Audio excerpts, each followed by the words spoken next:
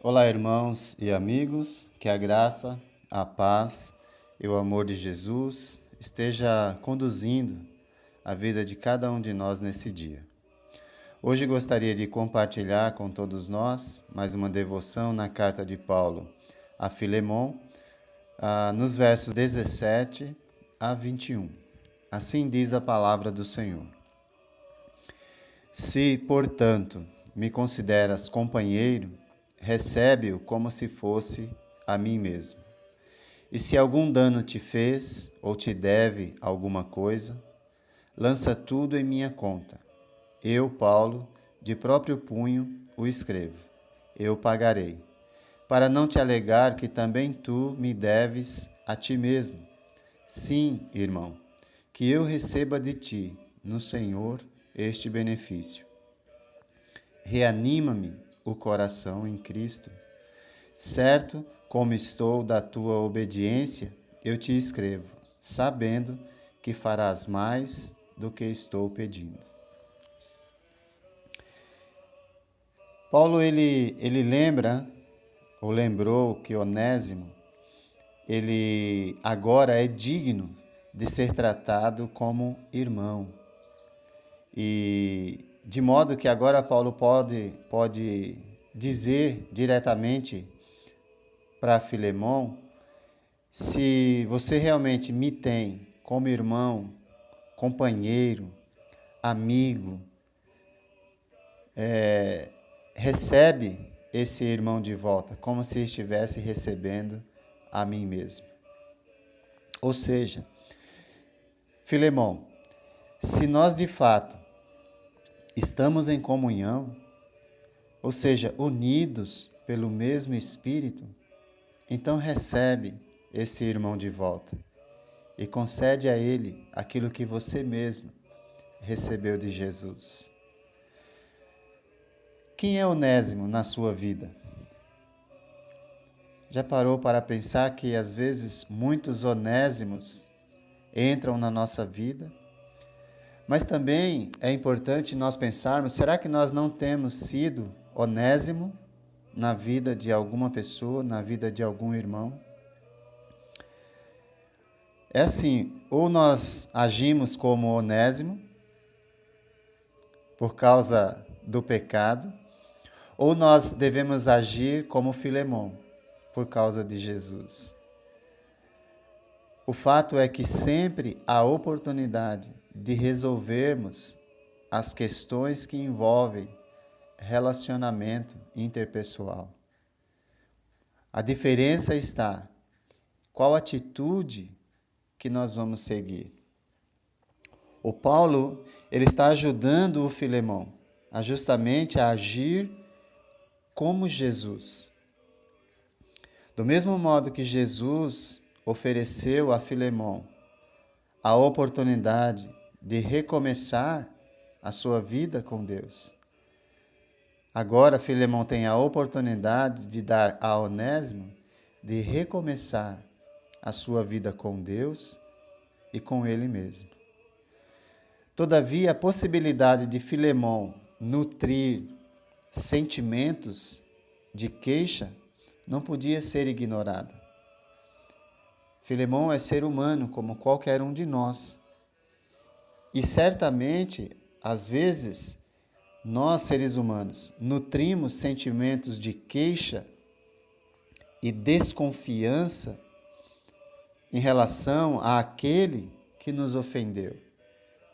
E isso não pode ser ignorado, até porque quando nós nos sentimos injustiçados, nós queremos fazer justiça e dar ao outro aquilo que ele merece. Ele bem podia sentir-se ofendido pelo simples fato da fuga do escravo. E quem sabe por causa de dinheiro que este possivelmente tivesse roubado. Por isso Paulo já levanta a questão com muito tato para fazer Filemon ou levar Filemon à reflexão. Se te deve alguma coisa, eu pagarei. Paulo está assumindo nesse momento o papel de fiador de Onésimo. Ou seja, ele está prometendo dar qualquer restituição que Filemão exigir. Faz isso de um modo muito sucinto, muito educado, mas ele não deixa de falar da verdade que envolve toda a questão entre esses dois irmãos. Que, na verdade, quando tudo aconteceu, não eram irmãos. Então, isso nos desafia a pensar. Será que nós não temos algum relacionamento do passado que fora quebrado por alguma razão e nós não queremos nos envolver com aquela pessoa? Vale a pena a reflexão. É importante que a gente resolva todas as questões, enquanto Deus tem nos dado vida aqui nessa terra. E não precisamos o outro tomar a iniciativa. Nós mesmos podemos fazer isso. O fato é que Filemão não pode esquecer que o Senhor Jesus usou Paulo para lhe dar vida e vida em abundância. E o que mais eu fico assim admirado é também do apóstolo Paulo assumir a responsabilidade pelo Onésimo. Paulo está realmente depositando toda a sua confiança nesse irmão que acabou causando com o seu passado, destruindo a relação com o seu senhor, com Filemão. E quando Paulo diz, eu, Paulo, de próprio punho escrevo, que é eu pagarei, ele está assumindo, como eu disse, o papel de fiador, prometendo fazer qualquer restituição que for necessária. Jesus é nosso maior fiador. Ele pagou a nossa conta. Então, certamente, Paulo aqui não está brincando. Se houver alguma coisa necessária a pagar, ele fará isso. Esse é o meio, ele está usando isso como um meio de convencer Filemão da necessidade de restaurar esse relacionamento da forma correta. Contudo, não significa uma fiança legalmente reconhecida, mas a palavra de honra de um homem de Deus. Se ele está falando que fará, que restituirá, ele fará isso. Mas, ao mesmo tempo, ele espera que Filemão continue sendo generoso, como sempre foi. Aquelas virtudes que ele exaltou no início da carta.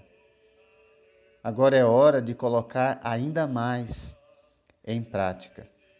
Lembrando que a oportunidade que Deus deu a Onésimo, através de Paulo, também foi dada a Filemão, através do próprio Paulo.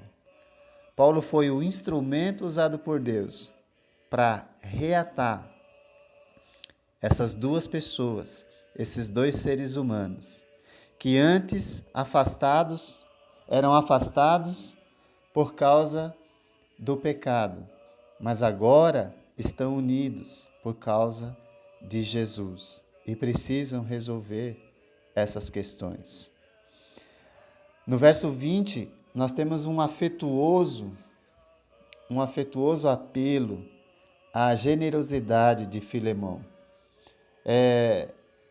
Eu tento imaginar o Paulo dizendo, irmão, reanima o meu coração. Nós devemos lembrar que Paulo está numa situação não muito favorável. Ele está preso.